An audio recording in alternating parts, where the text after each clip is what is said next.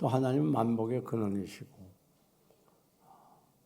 또 하나님의 말씀은 축복의 말씀이에요. 우리에게 복 주기 위해서 기록한 말씀입니다. 또 어떻게 하면 복을 받을 수 있는가? 그 방법도 기록이 되어 있어요. 교회는 축복의 기관입니다. 이 교회는 축복의 기관이에요.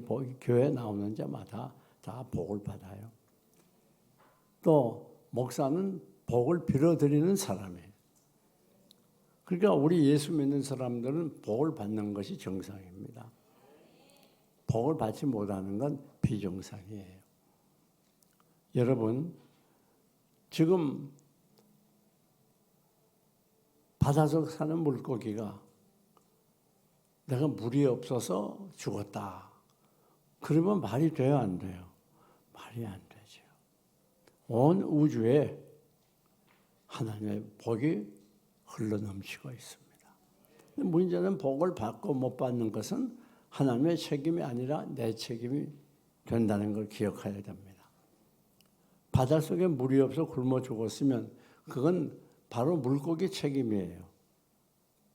오늘 이 시간에는 이 말씀을 통해서 우리가 모두 복을 많이 받아 누리시기를 주님의 이름으로 축원합니다.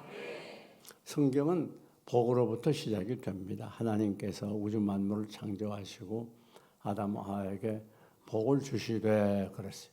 복을 주시되 땅에서 번성해라, 창대해라 복을 주셨어요. 또 창세기 2장 1절 이하를 보면 하나님이 복을 주시되 복을 주시기 위해서 안식일을 거룩하게 여겼다 그래요. 이 안식일로 바로 하나님이 우리에게 복 주시기 위해서 제정하신 거예요. 또 누가복음 24장 51절을 보면 우리 예수님께서도 말씀하셔요. 마지막 승천하시면서 그 모인 무리들에게 복을 비는 중에 승천하시다 그렇게 말했어요. 시작과 마지막이 모두 복에 대해서 기록이 되어 있다고 해도 과언이 아닙니다. 여러분, 이 복의 역사에 대해서 살펴보면 바로 구약으로 올라가서 하나님께서 누구에게 복을 빌도록 하셨는가 하면 바로 족장들에게 복을 빌도록 했어요. 우리가 잘 아는 아브라함, 이삭, 야곱 이 족장들에게 복을 빌도록 하고 복을 빌면 하나님이 복을 주셨습니다. 또 선지자에게 복을 빌도록 했어요. 그래서 모세도 복을 받게 된 것입니다. 또 제사장에게 복을 빌도록 했어요. 그래서 제사장들이 이스라엘 민족에게 복을 빌면 내가 복을 주겠다. 그렇게 약속을 했습니다. 신약을 넘어오면 하나님을 대신해서 사도들이 복을 빌어요. 그러면 하나님께서 복을 주십니다. 또 오늘날에는 이 목사를 통해서 하나님이 복을 대신 주시겠다 그래요. 목사가 복을 빌면 하나님의 복을 주시겠다고 약속을 합니다. 그것이 장로교 헌법 4장 4절 3조에도 기록이 되어 있어요. 여러분, 그런데 오늘 본문 27절을 보면 똑같은 내용이 기록되어 있습니다. 27절 그들에게 이같이 내 이름으로 이스라엘 사람에게 복을 축복할지니 내가 어떻게 해요? 그들에게 복을 주리라. 그러니까 제사장들이 이스라엘 민족에게 복을 빌면 하나님이 복을 주신다. 사람이 복을 주는 게 아니에요. 복을 빌면 하나님께서 주신다는 거예요. 얼마나 감사한 일인지 모릅니다. 하나님은 복 주시기를 원하세요. 여러분, 그러면 어떤 복을 주시기를 원하는가? 오늘 본문 22절부터 27절까지 기록이 되어 있죠. 22절에 첫째 무슨 복이죠? 너를 지키시기를 원하며. 우리를 지켜주는 복이에요. 하나님의 지키심은 완벽합니다. 그리고 하나님의 지키심은 철저해요. 그리고 하나님의 지키심은 순수해요. 거룩해요. 그러면 우리가 성경에서 이 사실을 한번 찾아봅니다. 하나님이 아브라함을 불렀어요. 아브라함아, 내가 본토와 친척과 아버지 집을 떠나 내가 네게 지시한 땅으로 가라. 그렇게 명령을 하셨어요.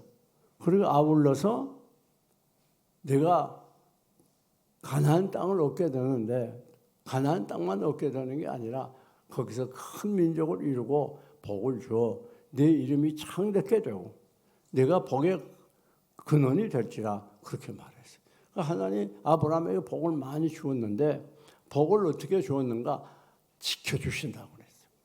여러분, 하나님께서 아브라함을 가나안 땅에 보내셨어요. 그리고 아브라함이 가나안에 사는 중에 그 땅에 기근이 듭니다. 그때는 애굽에는 곡식이 풍성했어요. 난리가 있기 때문에. 그래서 부득이 아브라함이 애굽으로 이주를 해요. 그 이주를 하는데 걱정이 하나 생겼습니다. 왜? 그 아내 사라가 너무 뛰어난 미인이에요. 그 이방 땅에 가게 되면 그때는 왕들이 마음대로 하는 때니까 잘못하면 아내를 빼앗길까 봐 약속을 합니다. 당신은 오누이라고 말하고 아내라고 말하지 말라. 물론 오누이가 아내가 된 겁니다. 그 속이는 거예요. 그런데 아니나 다를까 그 블레셋 왕이 사라를 데려가는 거예요. 그래서 힘이 없으니까 꼼짝없이 아내를 뺏겼어요. 그리고 선물까지 받았어요. 가축으로. 여러분, 여러분들은 그런 걱정 안 해도 될 거예요. 아내가 너무 이뻐가지고 불안하고 그런 분이 별로 없을 거예요. 정말 다행이죠. 그런데 놀라운 일이 났어요. 아내를 왕이 데려갔는데 하나님께서 그 아비멜렉 왕에게 현명을 해요. 꿈에. 너 그 여자 손대지 마라. 그러면 너는 죽는다. 그리고 아비멜렉 왕이 겁이 펄떡 나가지고 그 이튿날 아브라함이 말하면 네가 왜 오누이라고 그랬냐.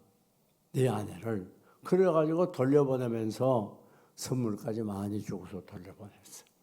사실 아브라함은 거짓말을 했는데 하나님은 아브라함의 편에 들어서 아브라함을 철저하게 지켜준 거예요.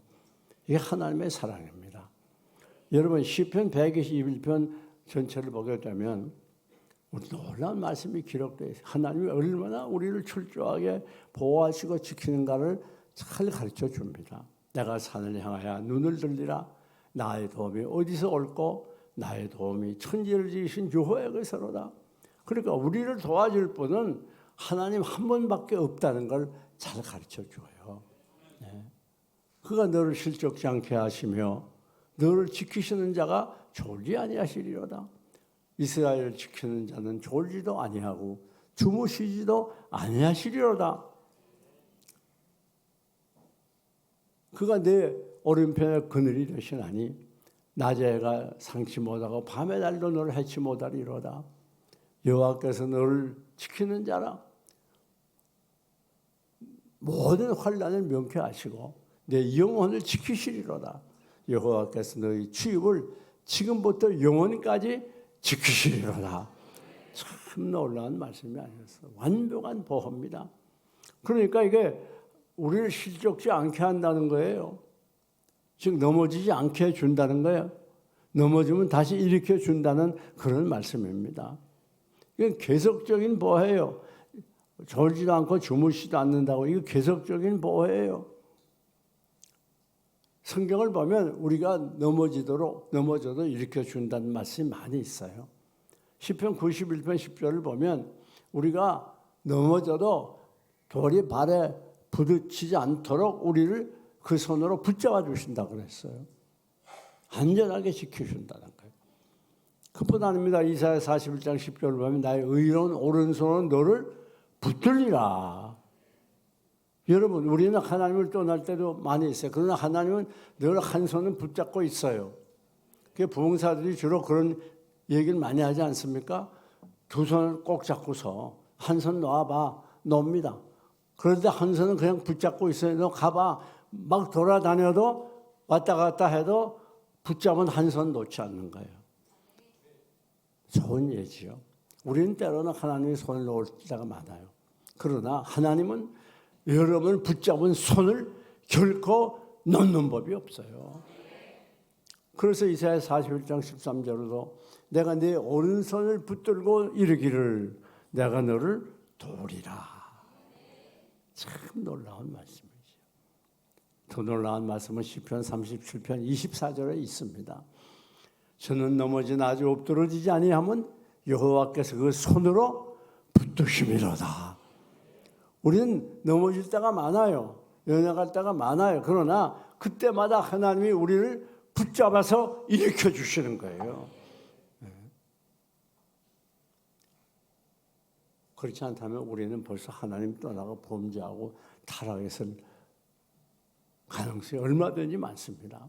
그러나 오늘 우리가 이 험한 세상에서 때로는 낙심도 하고 좌절도 하고 하나님의 떠나고 말씀도 불순종하지만 그러나 또 나와서 이렇게 예배드리고 하나님을 섬길 수 있고 우리의 신앙생활을 계속 유지할 수 있는 건 이건 내 힘으로 하는 게 아니에요.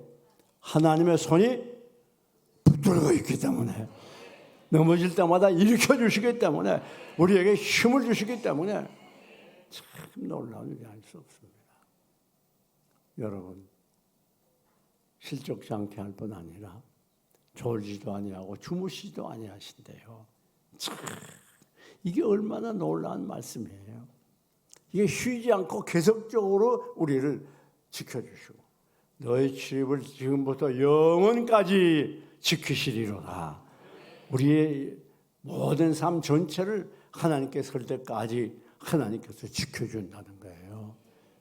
얼마나 감격스러운 말씀입니까? 우리를 위해서 하나님이 이렇게 우리를 사랑하시고 우리에게 관심을 가진다는 걸 꼭 기억해야 됩니다. 여러분, 그런데 우리에게 우편군을이 되사 내 모든 환난에서 너를 명쾌하신다. 참 강경한 말씀이죠. 우리가 당하는 모든 환난 우리 하나님께서 우리를 지켜주신다 그 말이에요. 네.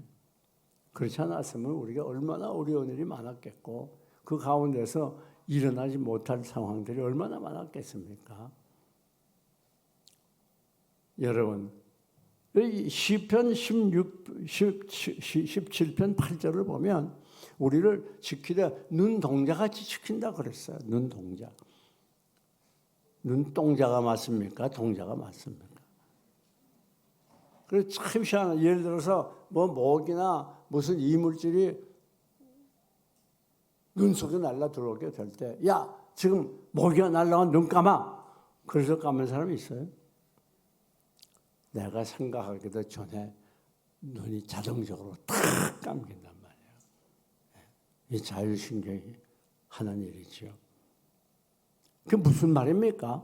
하나님은 철저하고 완벽하게 지킨다는 걸 가르치는 거예요. 순간적으로 어떤 문제가 터져도 하나님 그 가운데 우리를 지키는 거예요. 참 감사한 일이죠. 눈동자같이 우리를 지켜요. 여러분 누가복음 13장 34절을 보면 우리 예수님께서 뭐라고 말씀하죠? 암탉이 병아리를 품듯 우리를 품어주셨다고 그랬어요. 여러분 암탉이 병아리 품은 거 봤어요? 날개 팍 펴서 그 안에 꾹꾹꾹꾹 하면서 이거는 완벽한 보호를 말하는 거예요. 만약에 누가 그 병아리를 꺼내려고 건드리면 어미다에 가만히 있어요?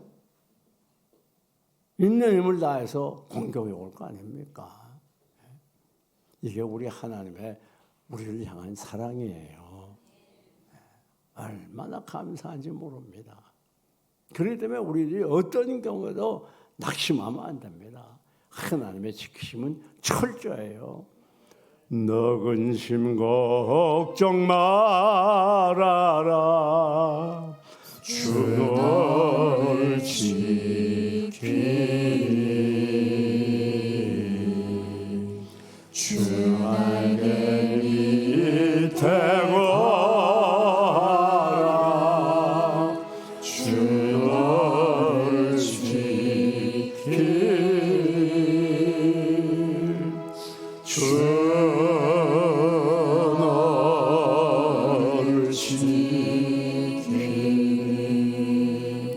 아무 때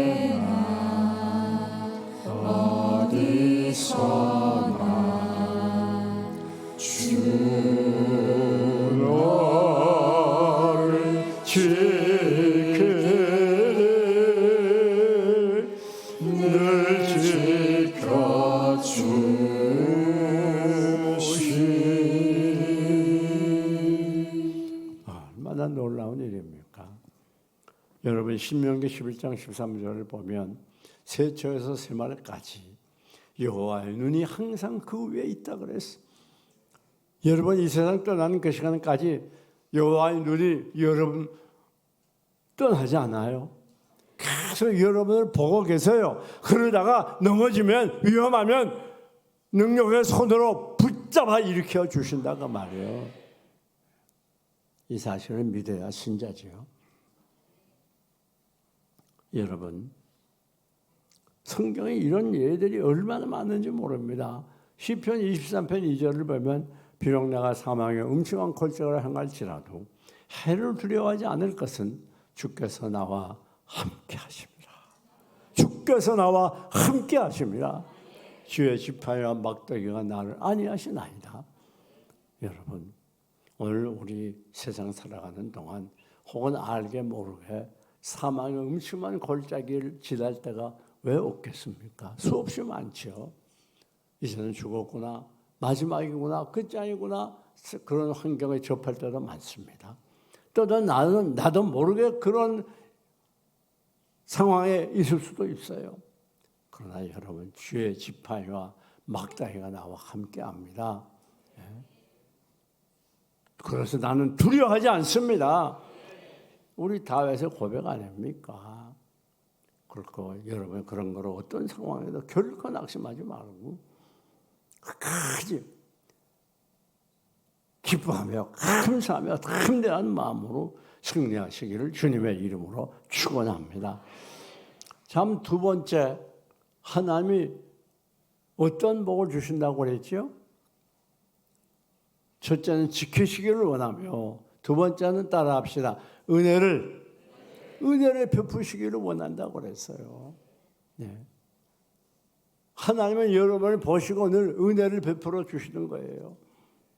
이 은혜라는 말은 헬라어로 카리스라는 말인데 이것은 선물을 말해요. 무조건 아무 공로 없는데 거저 주는 걸 의미하는 것입니다. 여러분 이 성경을 보게 되면 이 은혜를 받은 사람들이 참 많아요.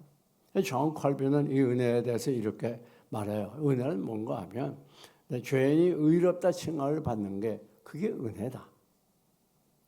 또 무엇이 은혜인가 하면 성화되는 게 은혜다. 우리가 예수 그리스도를 믿고 점점 거룩하게 되는 게 은혜다 그랬어요. 또 오거스틴은 뭐라고 선행적 은혜와 후행적 은혜를 말했어요. 선행적 은혜는 회개하는 걸 말해요. 뿐만 아니라 후행적 은혜라고 하는 건 하나님의 은혜로 이 환난과 위기에서 구원해 주시고 보호해 주는 걸 말해요. 그렇습니다. 여러분 오늘 우리가 이렇게 만세전에 하나님 우리를 택해서 때 맞게 우리를 불러서 하나님의 자녀로 삼아주고 죄로 얼룩진 우리들을 다 죄를 씻어서 거룩하게 만들어준 거 이게 하나님의 은혜가 아니면 무엇입니까? 네. 이건 공짜라고 말해요. 그죠? 우리가 무슨 노력하고 애쓰고 공로가 있어서 그렇게 해주시는 게 아니에요. 그래서 은혜라는 말입니다. 여러분 오늘 이 말할 수 없는 은혜로 우리가 살아온 거예요. 은혜가 아니면 우리가 어떻게 신앙생활을 지금까지 유지하겠습니까? 얼마나 세상이 바쁘고 힘들고 죄악이 관영합니까? 하나님의 은혜로 오늘날까지 살아온 것 아닙니까?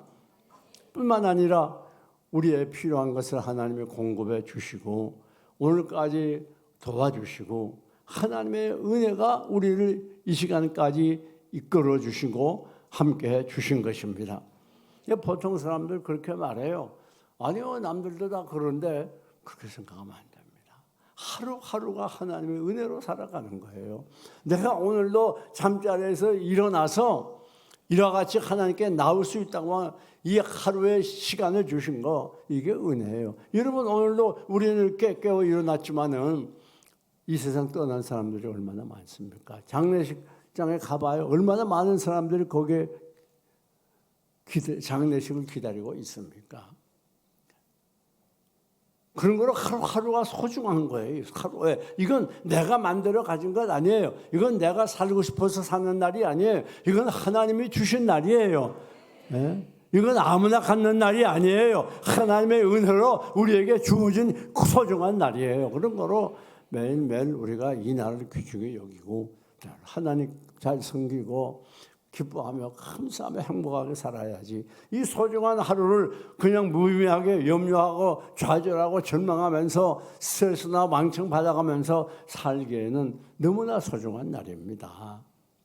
그러니까 평범한 일들, 우리들이 이렇게 매일매일 숨을 쉬는 거, 우리들이 매일매일 자유롭게 걷는 거. 아니 자유롭게 걷기를 원하는 사람이 얼마나 많아요. 나 한 번만 걸어왔으면 좋겠다. 그러고 죽었으면 한이 없겠다. 그런 분들 얼마나 많은 줄 알아요? 우리가 눈 뜨고 자유롭게 살아가는 거 이거 하나님의 은혜라 그 말이에요. 한 번만 눈 떠보고 죽었으면 좋겠다는 사람도 얼마든지 있잖아요. 여러분 아무것도 아니니 그게 아무것도 아닌 게 아닙니다. 하나님의 은혜로 주시는 거예요. 하나님의 은혜로. 여러분 이게 우연이라고 생각해요? 아닙니다. 우연이 없어요. 하나님의 은혜입니다. 그런 거로 우리는 한 걸음 한 걸음 하나님의 은혜로 살아가는 존재라는 거, 하나님의 은혜가 떠나면 우리는 아무것도 할 수 없는 무능한 존재라는 것을 깨닫는 사람이, 그 사람이 정말 신자다운 신자고 신자고시를 할 수 있는 신자예요.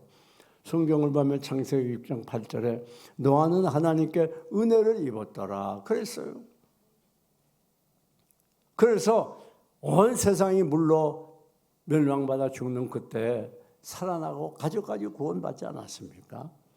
여러분이가 성경을 보게 되면 요셉도 마찬가지입니다. 저 애굽의 종으로 팔려와 가지고 그가 그 보디바의 집에서 인정을 받고 보디바에게 은혜를 입고 또 감옥에 들어가서도 간신히 아니고 은혜를 입어서 거기서도 성공적인 삶을 살고 국무총리가 되고 그 모든 것이 무엇 때문에 생긴 거예요? 요셉이 잘나서가 아니라 하나님의 은혜입니다. 요셉이 보디바의 아내의 유혹을 물리친 것도 요셉이 훌륭해서가 아니라 하나님의 은혜예요. 하나님이 지켜주신 것입니다. 여러분 내 힘으로 뭐 한다고 생각하면 큰 착각이에요. 다니엘 사령에서 아벳느고도 그렇습니다. 그들이 맨 처음에 이 왕의 진미를 거부해도 안전할 수 있었던 거, 그 하나님의 은혜예요. 다른 소년보다 채소만 먹어도 얼굴이 더 빛이 났던 거 하나님의 은혜예요. 그들이 포로 생활에서 종로를 하야 됨에도 불구하고 왕의 고관으로 택함 받은 거, 그게 하나님의 은혜가 아닙니까? 그게 어떻게 사람의 힘으로 되겠어요? 특별히 우리가 사도 바울을 빼놓을 수가 없습니다. 사도 바울은 나의 나된 것은 하나님의 은혜라. 고린도전서 15장 10절에서 유명한 말을 남기지 않아요? 어떻게 그렇게 나의 나된 것은 하나님의 은혜라고 말할 수가 있었습니까? 사도 바울은 겸손한 분이에요. 겸손한 분. 그래서 하나님의 은혜로 고백했어요. 자기는 뭐라고 말합니까? 고린도전서 15장 8절 9절에 보니까 나는 만삭까지 되지 못해서 나온 자 같다. 나는 성도 중에 지극히 작은 자보다 더 작다. 나는 과거에 흉표자여 가난한 사람이요 죄인이요 그러나 하나님의 은혜가 오늘 나를 이렇게 만들었다. 그렇게 겸손해지니까 그가 하나님의 은혜를 안 거예요. 이 모든 것이 다 하나님께서 온 것이구나. 그의 신앙이 얼마나 성숙한가, 그걸 알 수 있는 길이 뭡니까? 그건 바로 겸손해져야지. 그걸 알게 돼. 왜 은혜를 모릅니까? 교만해서 그런 거예요. 베드로전서 5장 5절에 하나님이 교만한 자를 물리치고 겸손한 자에게 은혜를 주신다고 그랬어요. 여러분 오늘 우리가 더 낮아질수록 내가 은혜를 많이 받고 은혜인 줄 알게 되는 거예요. 교만하면 은혜인 줄 몰라요. 제가 잘나서 그런 줄 안다 그 말이에요. 여러분 다음 세 번째 하나님이 주시는 복은 무엇입니까? 평강 주시기를 원하노라. 평강 주시기를 원하노라. 26절이죠. 하나님께서 우리에게 원하는 건 이 땅에 살면서 고민하고 낙담하고 절망하고 스트레스 받아가면서 사는 걸 원하지 않아요. 하나님 우리 아버지가 되시기 때문에 우리가 희망을 가지고 평강 주시기를 원하느라 평강을 가지고 살기를 원해요. 그러니까 예수님도 이사야 9장 6절을 보면 평강의 왕으로 이 땅에 오신 거예요. 우리에게 평강을 주시기 위해서. 제자들이 예수님 죽으신 후에 십자가에 못 박히신 후에 무서워가지고 두려움과 공포에 떨어가지고 안으로 문을 잠고 있을 때에 예수 부활하신 주님이 나타나 제 일성이 뭡니까? 너희에게 평강이 있을지어다. 그래서 평강이 있을지어다. 여러분 에레미야서 보면 에레미야 선지자가 뭐라 그랬죠? 나의 생각을 너희가 안 하니 평강이요 재앙이 아니라 희망을 주려는 생각이라 그렇게 말했잖아요. 그러니까 우리가 하나님께서 주시는 이 소중한 매일매일을 정말 소중한 것으로 알고 이게 하나님의 은혜로 오늘도 선물로 받은 것으로 알고 정말 멋지게 살고 값어치 있게 살고 기뻐하며 감사하며 행복하게 살아야 돼요. 네. 여러분 존 웨슬레가 큰일 하게 된 이유가 무엇입니까? 미국 선교를 하고 마치고 돌아오는 길에 그만 그 배에 큰 풍랑이 일어났어요. 다 죽을 줄 알았어요. 그런데 이 존 웨슬레가 막 아비규환이라고 살려달라고 난리하는데 한 구석에서 조용히 찬송을 부르는 분들을 봤어요. 그 모라비안 교도들이에요. 그래가지고 아니 어떻게 당신은 다 이렇게 죽겠다고 난리인데 그렇게 태평합니까? 그들이 뭐라고 대답하는가 하면 우리는 죽으면 하나님께 가는 것이고 살아있으면 주를 위해 살 기회를 주시는 것 때문에 우리는 늘 평안합니다. 그 말을 듣고 충격을 받고 그가 감리교를 창설하고 위대한 사역을 하지 않았습니까? 사랑하는 여러분, 꼭 어떤 경우에도 두려워하지 말아야 됩니다. 네. 이제 말씀을 정리합니다. 하나님은 우리에게 복 주기를 원합니다. 어떤 복? 첫째, 지켜주시기를 원한다 그 말이에요. 이사야 시편 46편 1절을 보게 되면 하나님은 나의 피난처의 힘이시니 환난 중에 만날 큰 도움이시라. 그러므로 땅이 변하든지 산이 흔들려 바다 가운데 빠지든지 바닷물이 흉흉하고 뛰놀든지 그것이 넘침으로 산이 요동할지라도 우리는 두려워 아니하리로다.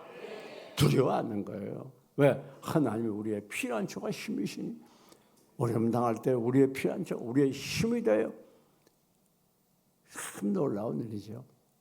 환난 중에 만날 무슨 도움이다? 큰 도움이란 말이에요. 우리의 환난을 완전히 해결해 주는 그러고도 남는 큰 도움이에요. 땅이 변하든지 산이 흔들려 바다 가운데 빠지든지 바닷물이 흉흉하고 뛰놀든지 그것이 넘침으로 산이 요동할지라도 그게 뭐예요? 지진이 막 일어나고 해일이 일어나고 폭풍이 일어나고 인간의 힘으로 해결할 수 없는 그런 환난이 다가와도 두려워 않는 이유는 하나님이 우리의 피난처 되고 우리를 넉넉히 해결할 수 있는 힘이 있기 때문에. 다음 두 번째, 어떤 복을 주시기를 원해요? 은혜 베푸시기를 원한다 그랬어요. 23년. 은혜 베푸시기를 원해요. 여러분, 우리는 다 하나님의 은혜를 사모하면서 나에게 오는 모든 삶 전체는 다 하나님의 은혜라는 걸 우리가 깨닫고 늘 감사하며 기뻐하며 살아가야 됩니다. 세 번째, 무슨 복을 주시기를 원해요? 평강 주시기를 원해요. 사랑하는 교우 여러분, 그럼 어떻게 이러한 복을 받을 수 있겠습니까? 첫째는 겸손할 때 그런 복을 받을 수 있어요. 하나님은 교만한 자를 물리십니다. 두 번째는 말씀에 순종할 때 그런 복을 받을 수가 있어요. 성경은 창세기부터 요한계시까지 순종하는 자에게 복을 주신다고 약속했어요. 아담과 이브가 하와에서 쫓겨난 것은 바로 그들의 불순종 때문이었습니다. 세 번째는 경건하고 깨끗하게 살 때 복을 받을 수가 있어요. 하나님 범죄하는 자에게 결코 복을 주는 법이 없습니다. 우리 모두 이 말씀을 중심해서 모두 다 한 분도 빠짐없이 축복의 사람이 되시기를 주님의 이름으로 축원합니다.